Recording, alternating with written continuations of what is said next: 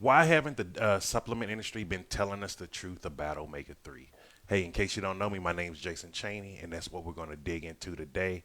And so today we're talking about we're starting out about the oil change. We want to start changing our oil from an omega 6 rich diet to an omega 3 rich diet. But there is some misinformation that the supplement industry is not telling us. And this is what I discovered. And so if I tell you, I ask you, hey, how can you get omega 3s in? What would be the first thing you actually think of? And just leave the comment here below. And most of us think of this one way to get omega 3s in, and the truth is there's a whole lot of other ways to get it in. And the way the supplement industry is telling us is not the truth. And for me, I didn't discover this until about 2 years ago.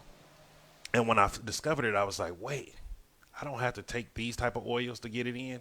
I didn't believe it, so I started trying. One of the things I like to do, if you've been following me for a while, I love to test on myself.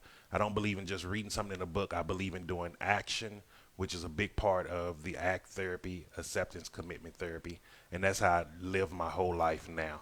And it's changed my life for the best. And so when I stopped, because one of the things, so let me tell you a story, just a little backstory. My wife and I, we're some weirdos. We used to like to go to psychic fairs and things like that, different holistic affairs. And I remember we was in a psychic fair in Dallas, and there was a holistic doctor there, and he had some tests to see like, hey, are you having any issues with high metal toxicity? And so I did the test, and one of the things it said was it showed that I had a sensitivity towards mercury. And I was really shocked because I was like, where am I getting mercury from? I don't eat a lot of, wild caught tuna. I wasn't eating all of those things that from the ocean that I knew had a lot of mercury in it. And so I started doing the research with it 'cause I was like, wait, I want to cut back this mercury toxicity. And it turned out the way I was getting it in, one of the ways that I didn't know was actually using fish oil. So if you put fish oil below, you are correct. That is one of the ways that they're always telling us we have to get omega 3s in.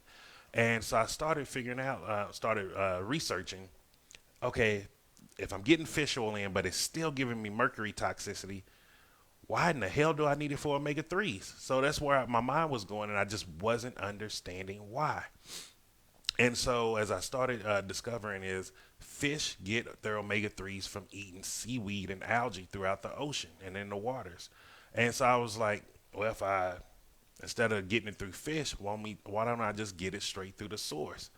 But how many of us like to just eat seaweed each and every day? I was even putting it in smoothies at one point, and it wasn't the best tasting thing. But hey, I was willing to do it because, like I said, I'm a little crazy when it comes to my health, and I'm real big on seeing what is the actual proper way to nourish my body because I want it to be the best body that I can have.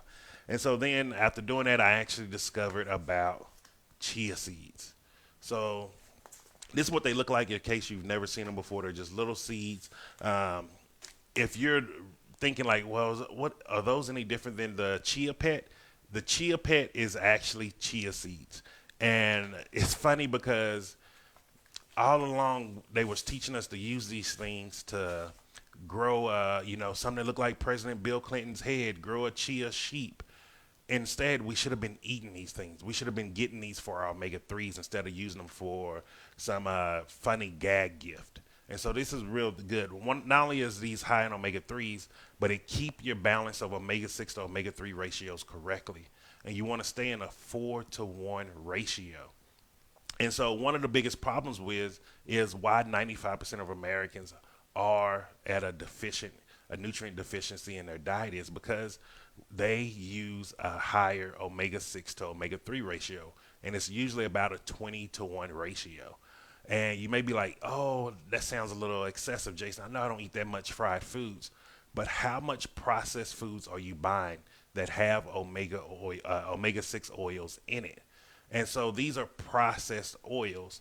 And so if you're eating store bought bread, a lot of canned goods, a lot of box chefs, a lot of chef stable things, because they're putting all of these preservatives and things in there, they're actually throwing in omega 6 oils also. If you're eating chips and things like that, they're just full of omega-6 oils, and there's actually no way to actually measure the exact amount in it. And this is one of the things. So it doesn't mean you can't have fried foods anymore. It just means you want to start making sure you're doing more of getting your omega 3s in. And the way I recommend it to my clients is using chia seeds. And I give them a full recipe of how to do it, whether it's making chia pudding, different chia desserts, sprinkling on your salads, drinking it, chia milk. All these things are really good for you, but you want to make sure you're getting your omega 3s in. And so just leave me a message, a comment below, and let me know, what are you going to do to get your omega 3s in? Are you going to do chia seeds, or are you going to try to find a different way to get them in? Because you can get them in through different nuts and seeds also. But just let me know. I hope that was helpful for you. And take care, and I will see you tomorrow. Ciao.